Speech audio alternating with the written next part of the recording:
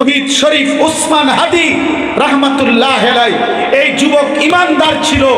এই যুবক 5 ওয়াক্ত নামাজ পড়তো, এই যুবক ফজরের নামাজ পড়তো, এই যুবক হাফেজে কোরআন ছিল, এই যুবকের বাবা আলেম ছিল, এই যুবকের মা পর্দানশীল, তার স্ত্রী পর্দানশীল, তার বড় ভাই আলেম, সে মাদ্রাসার ছাত্র, আল্লাহর কোরআন পড়তো, রাসূলের হাদিস পড়তো, বিশুদ্ধ বাক্যে মুনাজাত করতে পারত, প্রতিদিন ফজরের নামাজ পড়তো, আল্লাহকে পূর্ণ ঈমান রাখছে, কলিজার মধ্যে দেশপ্রেম ছিল, মাতৃভূমির আজাদি, 1 ইঞ্চি মাটির স্বাধীনতা, সার্বভৌমত্ব, ভারতীয় আধিপত্যবাদের মোকাবেলায় প্রায় 200 কোটির কাছাকাছি ভারতীয় বেঈমানের মোকাবেলায় ইমানদার যুবক একাই কথা বলেছিল। আল্লাহ বলছে, যুবক তুই চেয়েছিলি একটি সংসদীয় আসনে, মাত্র 500 ভোট চাইছিল, সে 5000 ভোট চাইছিল। সে বলছিল, আমি যদি 5000 ভোটও পাই তাইলে আমি সৌভাগ্য মনে করব। আল্লাহ বলেন, তোর ইমানের বদলায়, তোর ফজরের সেজদার বদলায়, আমার আল্লাহর গোলামির বদলায় আমি আল্লাহ 18 কোটি মানুষের ভালোবাসা, চোখের পানি তোর জন্য দিয়ে দিলাম। এটা বাঁচলে এমন বাঁচা বাঁচ, মরলে এমন মরা মর।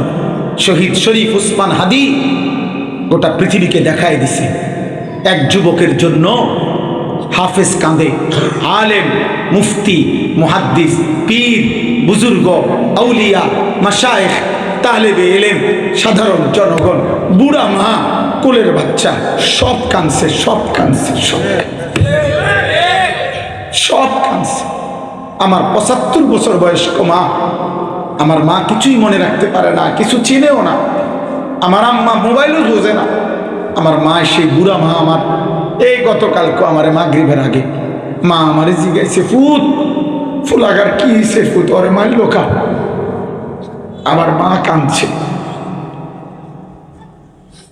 হায় হায় যুবক,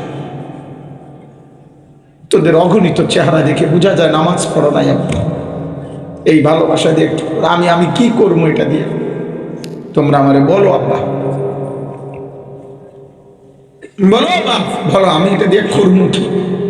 আল্লাহ নবী সাল্লাল্লাহু আলাইহি সাল্লাম যেদিন 23 বছরের রক্ত মাখা, তায়েফের রক্ত মাখা, উহুদের দান শহীদ করা খুন, আর পেটে পাথর বাঁধা, চোখের পানি ফেলা 23 বছরের মেহনতের বিদায় লগ্নে আম্মাজান আয়েশার বুকে মাথা রেখে আল্লাহর নবী শেষ হযরত আয়েশা রাদিয়াল্লাহু তাআলা আনহাকে বলছিলেন, আয়েশা, জিবরাইল আর আজরাইল আমার সামনে দাঁড়িয়ে, এখন আমি আমার রবের কাছে যাব, আমার সামনে এখন আজরাইল আমার রূহ নিয়ে যাবে।